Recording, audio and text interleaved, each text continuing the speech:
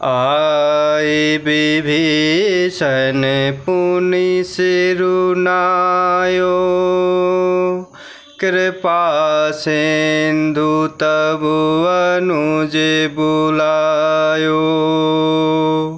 आए विभीषण पुनि सिरुनायो, कृपा सिंधु तब अनुज बुलायो।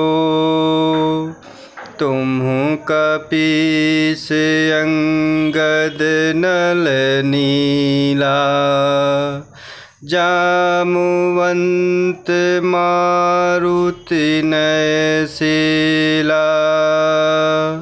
सब मिल जाहु विभीषण साथा, सारेहु तिलक कहेउ रघुनाथा।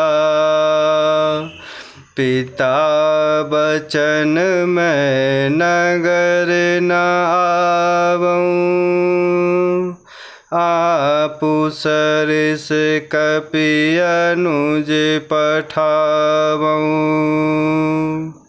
आए विभीषण पुनि सिरुनायो, कृपा सिंधु तब अनुज बुलायो। तुम्हु कपीस अंगद नल नीला, जामुवंत मारुति नयनशीला। सब मिल जाहु विभीषण साथा, सारेहु तिलक कहेउ रघुनाथा। पिता बचन मैं नगर न आवऊँ, आपु सरिस कपि अनुज पठावऊँ। और इस प्रकार मंदोदरी आदि सब स्त्रियां रावण को तिलांजलि देकर मन में प्रभु श्री रघुनाथ जी के गुणों का वर्णन करती हुई महल को गईं। सब क्रिया कर्म करने के बाद विभीषण जी ने आकर पुनः प्रभु के चरणों में सिर नवाया। तब कृपा के समुद्र प्रभु श्री रामचंद्र जी ने छोटे भाई लक्ष्मण जी को बुलाया। प्रभु श्री रघुनाथ जी ने कहा कि तुम वानर राज सुग्रीव, अंगद, नल, नील, जामवान और मारुति सब नीति निपुण लोग मिलकर विभीषण जी के साथ जाओ और उन्हें राज तिलक कर दो। पिता के वचनों के कारण मैं नगर में नहीं आ सकता, पर अपने ही समान वानर और छोटे भाई को भेजता हूँ। तुरत चले कपि सुनि प्रभु बचना, कीन्ही जाय तिलक की रचना। सादर सिंहासन बैठारी, तिलक सारी स्तुति अनुसारी। तुरत चले कपि सुनि प्रभु बचना, कीन्ही जाय तिलक की रचना। सादर सिंहासन बैठारी, तिलक सारे स्तुति अनुसारी।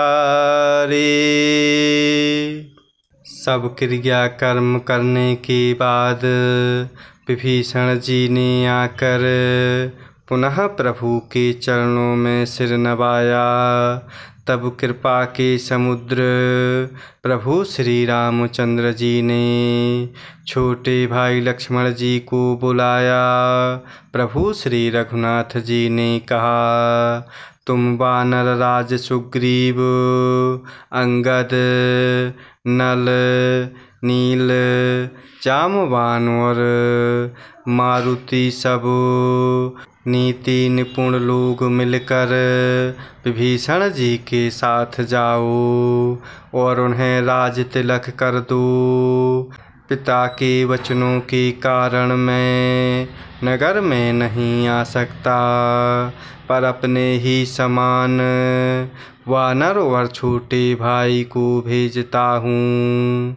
प्रभु के वचन सुनकर वानर तुरंत चले और उन्होंने जाकर राज तिलक की सारी व्यवस्था की। आदर के साथ विभीषण जी को सिंहासन पर बैठा कर राज तिलक किया और स्तुति की। जोरे पानी सब ही सिर नाए, सहित विभीषण प्रभु पहीं आए।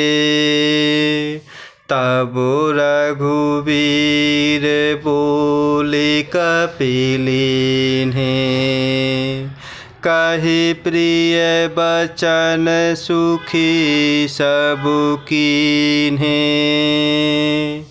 जोरे पानी सब ही सिर नाए, सहित विभीषण प्रभु पहीं आए।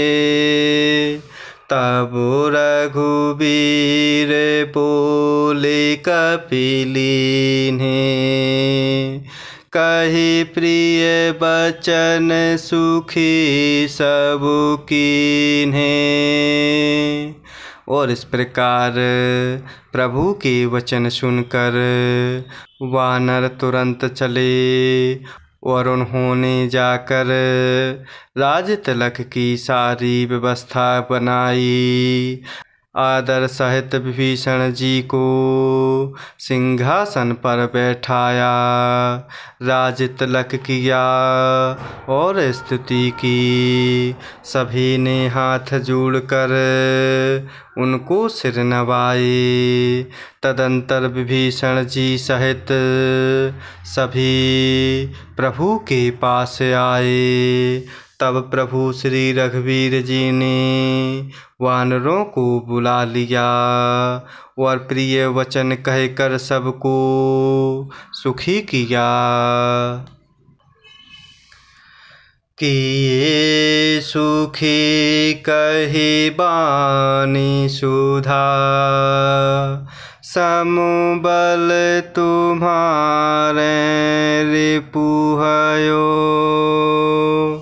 पायो विभीषण राज तिहूँ, पुरजसु तुम्हारो नित नयो। मोहि सहित शुभ कीरति, तुम्हारी परम प्रीति जो गाई है। संसार सिंधु अपार पार, प्रयास बिनु नर पाई हैं।